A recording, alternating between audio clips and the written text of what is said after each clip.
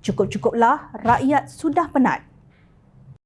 Yang di-Pertuan Agong Sultan Ibrahim Sultan Iskandar mengingatkan kepada semua lapisan rakyat tidak memainkan isu 3R, agama, kaum, raja bagi mengekalkan kesejahteraan negara. Saya menyeru semua lapisan masyarakat supaya memperkukuh perpaduan negara dan tidak menghasut rakyat dengan memainkan isu 3R. Kita semua sedia maklum bahawa Perlembagaan Persekutuan adalah undang-undang utama negara yang mesti dihormati.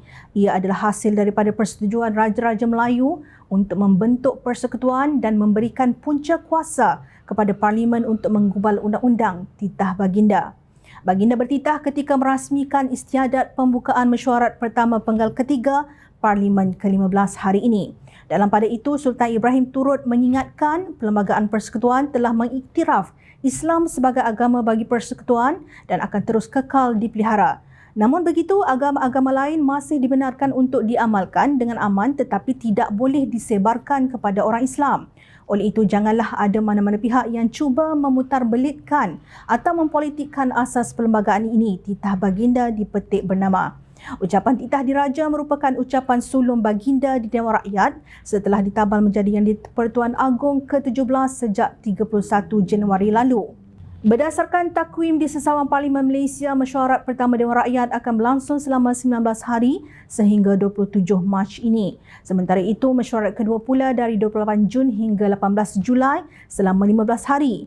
Manakala mesyuarat ketiga dari 7 Oktober hingga 5 Disember selama 35 hari. Justru, apalagi yang sukar untuk difahami pihak tertentu dalam isu ini? Kenapa sehingga ke detik ini isu perkauman, agama dan institusi diraja sentiasa menjadi bahan naratif untuk memecah belahkan rakyat dan keharmonian negara?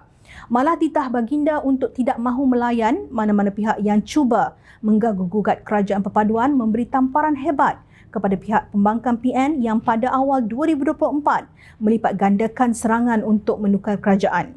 Menerusi ucapan sulung di Dewan Rakyat, baginda selaku Ketua Negara menitahkan bahawa semua pihak harus menerima kenyataan dan menghormati kerajaan perpaduan yang telah dibentuk. Susulan titah itu, Ahli Parlimen Batu Pahat On Abu Bakar berkata, Blok PAS dan Bersatu selepas ini perlu bermuhasabah diri memandangkan sepanjang pentadbiran madani banyak siri pintu belakang yang cuba dilakukan dengan pelbagai langkah tetapi tetap gagal. Teguran Agung menyampaikan dalam titahnya supaya pihak yang mahu menebuk atap ini cermin diri daripada melakukan apa-apa muslihat jahat yang cuba menjatuhkan kerajaan perpaduan dan perlu diambil serius, katanya kepada Suara Keadilan.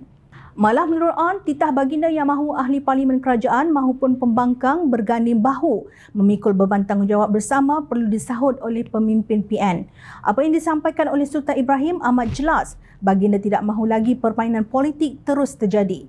Baginda sebaliknya menyeru kita semua menumpukan usaha membangunkan negara dan perbaiki ekonomi. Saranan itu perlu dihadami pihak pembangkang untuk menjadi semak dan imbang kepada kerajaan, ujarnya.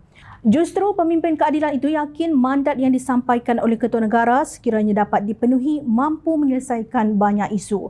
Rakyat amat yakin jika pembangkang menamatkan segala propaganda dan permainan persepsi serta sentimen menjalankan tugasnya dengan baik dan memberi nilai tambah kepada kerajaan, banyak isu-isu yang mampu diselesaikan secara bersama.